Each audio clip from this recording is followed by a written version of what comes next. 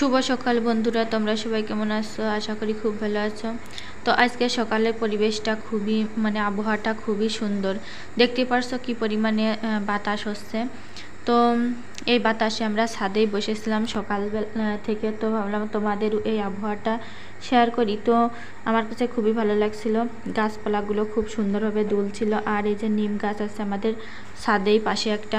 তো স্বাস্থ্য সম্মত বাতাস আমরা গ্রহণ করছি। তো পাশেই অনেক সবুজ গাছপালা। তো মেঘ করছে আকাশে, কিন্তু বৃষ্টি হচ্ছে না, এটাই হচ্ছে বড় সমস্যা। তো পাউরুটিগুলো এনেছিল, তো ভাবলাম যখনই খাওয়াই তো একটু ভেজে ভেজে খাওয়াই। তো ভাবলাম একসাথে ভেজে রাখি, তাহলে যখন খেতে চাইবে তখনই দিতে পারবো। তো দেখতেই পারছো পাউরুটিগুলো একদম টোস্ট যেমন হয় না, মচমচে তেমন হয়ে গেছে পাউরুটিগুলো। তো ভেঙে যাচ্ছে। আর পাউরুটিগুলো এখন সোনাকে দিব। ওর যেহেতু কাশি আর ঠান্ডা হয়েছে, এই জন্য আদা দিয়ে চা, সামান্য পরিমাণ চা দিব, আর আদা বেশি করে দিয়ে চা বানিয়ে দিব, পাউরুটি দিয়ে ভিজিয়ে ভিজিয়ে খাবে। তো আমি দুপুরবেলা একটু ঘুমিয়েছিলাম। ঘুমানোর পরে দেখতেই পারছো আমার বাড়ির পরিবেশটা কেমন। তো যে বাড়িতে ছোট বাচ্চা কাচ্চা থাকে, সেই বাড়িতে কোনো শান্তি যদি চঞ্চল হয় সেই বাড়ির বাচ্চা, তাহলে সেই বাড়িতে কোনো শান্তি থাকে না।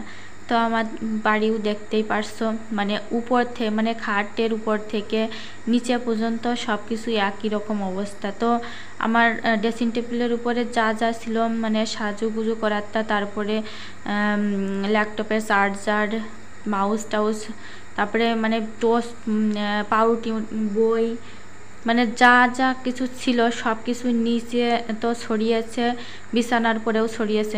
আমি হয় 10 মিনিটের মতো ঘুমিয়েছিলাম, তারপরই আমার বাড়ির এই অবস্থা। তো এমনিতেই একাদশী আসি, তারপরেও এই সব দেখলে এমনিতেই মেজাজটা খারাপ হয়ে যায়। তো তবুও কিছু করার নেই, নিজেকেই গুছাতে হবে। তো এদিকে সোনার বাবা নিয়ে এসেছিল এই আঁশফলগুলো, আর এই আঁশফলগুলো খুবই ভালো পছন্দ করে সোনা খেতে। আর নিয়ে এসেছিল বাদাম। তো বাদামগুলো খাবো। আর আঁশফলগুলো এই বছর প্রথম ভগবানকে এখনো দেওয়া হয়নি। আর ঘি নিয়ে এসেছিল, তো আঁশফলগুলো খাবো। আর আঁশফলের ভিতর হাঁটি বেশি থাকে, কিন্তু খেতে ভালোই লাগছিল, মিষ্টি মিষ্টি লাগছিল। আর এটা হচ্ছে রাত্রিবেলা সাবু রান্না করেছিলাম, যেহেতু নির্জলা একাদশী ছিল, তবুও না খেয়ে থাকতে পারি না। এই জন্য ভাবলাম কিছু না করার থেকে কিছু করা ভালো। তো এই যে সাবু রান্না করেছি, আর সাবুর ভিতর দিয়েছিলাম এলাচ আর দারচিনি। তো দুধ দিয়ে রান্না করেছি আর চিনি দিয়েছি। তো এটা খেতে ভালো লাগে। আর একাদশীর দিনে তো আজকে নির্জলা পাণ্ডবা একাদশী ছিল, কিন্তু যে নির্জলা তো থাকতে পারি না, এই জন্য কিছু না কিছু না খেয়ে থাকতে পারি না। তো কিছু না করার থেকে কিছু করার তো ভালো। যদি নির্জলা ভেবে যদি একাদশীটা নাই করতাম, তাহলে তো আমার পুরো একাদশীটাই নষ্ট হয়ে যেত। এই জন্য কিছু না করার থেকে কিছু করা ভালো। তো এই যে এই সাবুর পায়েসটা রান্না করেছিলাম। আর এখন হচ্ছে রাত্রিবেলা।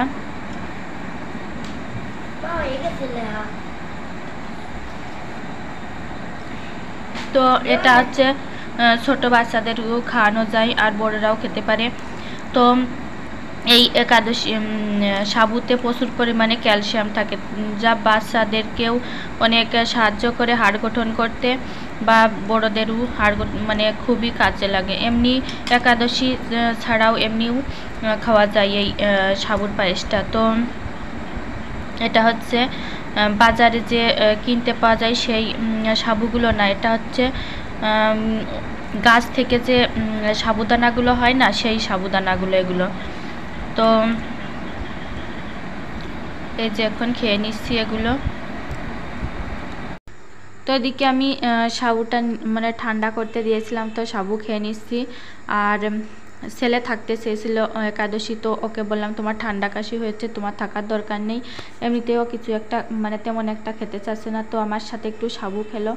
তো তো আমিও খেলাম, ওকেও দিলাম। তো সাবুটা খেতে বেশ ভালোই লাগে। তো আজকের ভিডিওটা এই পর্যন্ত। ভিডিওটা ভালো লাগলে অবশ্যই লাইক শেয়ার করে দিও।